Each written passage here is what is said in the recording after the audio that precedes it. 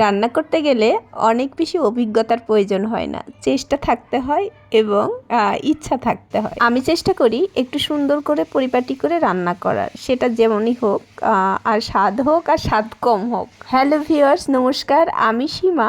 আজকে একটা টুনাটুনির সংসার থেকে দারুণ একটা রেসিপি নিয়ে আসলাম, বাটার চিকেন। বাটার চিকেন তৈরি করতে কিন্তু একটু হলেও কষ্ট আছে, একেবারে যে খুব সহজে হয় তা না। এটা ছিল আমার ছেলের ভীষণ পছন্দ, সে ইউটিউব দেখে এখন বাটার চিকেন খাবে। বাটার চিকেনটা আমার কখনোই রান্না করা হয়েছিল না, কিন্তু এটা আমার নতুন অভিজ্ঞতা। বাটার চিকেন রান্না করতে আমার একটু বেগ পেতে হয়েছে, কারণ ফ্রিজে ছিল টক দই, সে টক দই কিন্তু বের করা হয়নি। আর টক দই তো সেই কি একেবারে জমে পাথর হয়ে আছে, কিন্তু টক দই ছাড়া রান্না হবেই না।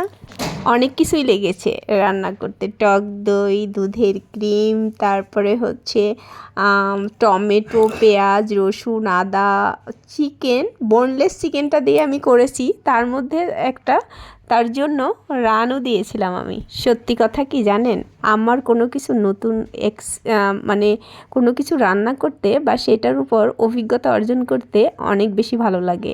আমি সেটার কখনো অবহেলা করি না। যাই হোক, মায়ের কাছ থেকে তো সেই সাবেকি যে রান্নাগুলো সবই শেখা হয়েছে, কারণ মারা তো সেই সাবেকি, তাই না? মারা তার মডার্ন হয় না।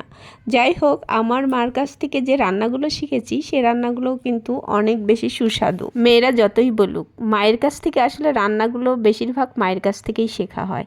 আমি বাঙালি রান্নাগুলো মায়ের কাছ থেকেই শিখেছি। আর এই যে যা বলছি, বাটার চিকেন বলেন, আমার ছেলের রোস্ট বলেন, ফ্রাই বলেন, সব কিছুই কিন্তু আমি অনলাইন থেকেই শিখেছি। আর এই অনলাইন জগৎকে আমি ধন্যবাদ জানাই যে আমার অনেক সুন্দর সুন্দর রান্না শেখানোর জন্য। তবে আজকে বাটার চিকেন কিন্তু ফার্স্ট ক্লাস হয়েছিল, সত্যি কথা। এটা কিন্তু নিজের রান্না নিজের প্রশংসা করতে হয় না, আমার ছেলের রান্নাটা অনেক বেশি পছন্দ হয়েছে। বাচ্চারা সবসময় একটু মিষ্টি জাতীয় খাবার পছন্দ করে, যে কোনো মাছ মাংস বলেন, সেটা একটু মিষ্টি মিষ্টি টাইপের বেশি পছন্দ। আমার ছেলের ক্ষেত্রেও তাই, সে রোস্টটাও পছন্দ করে, প্লাস এই যে বাটার চিকেন বলেন, যেটাই আমি করি ফ্রাই করেন, সেটাই তার পছন্দ।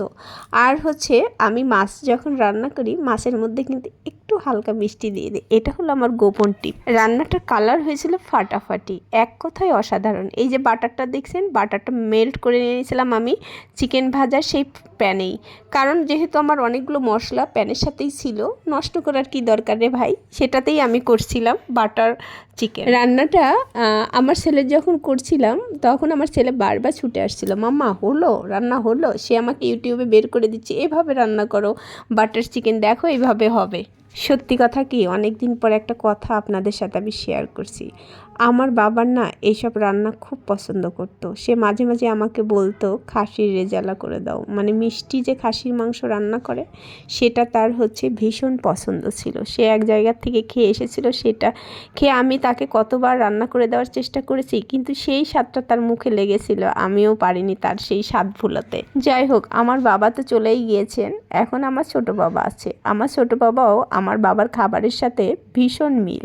সে আমার বাবা যেরকম চিংড়ি মাছ, তারপরে বড় বড় মাছের পেটিগুলো বেশি পছন্দ করতো, মাথা, তেমন সেম হয়েছে আমার এই ছোট বাবাটা। আমার এখন ভীষণ মজা লাগে, কারণ সে যেহেতু খেতে শিখেছে, আমি যেটা রান্না করি সে খুব তৃপ্তি নিয়ে খায়। কারণ হচ্ছে সব কিছুই খায় না, সবজি টবজি খায় না, বাট এই যে মাংস, মাছগুলো বিশেষ করে বড় মাছ তার ভীষণ পছন্দ। সন্তানকে যখন টেবিলে খেতে দিবেন, তখন সন্তান যদি খুব তৃপ্তি নিয়ে খাবার খায়, আপনার ভেতরটা কেমন লাগে বলেন তো? আমার তো ভীষণ ভালো লাগে, মনে হয় আমি, মানে কি বলবো, বিস্ময় হয়ে তার মুখের দিকে তাকিয়ে থাকি, কি যত্ন করে সে খাচ্ছে, এইটা দেখতে আমার ভীষণ ভালো লাগে।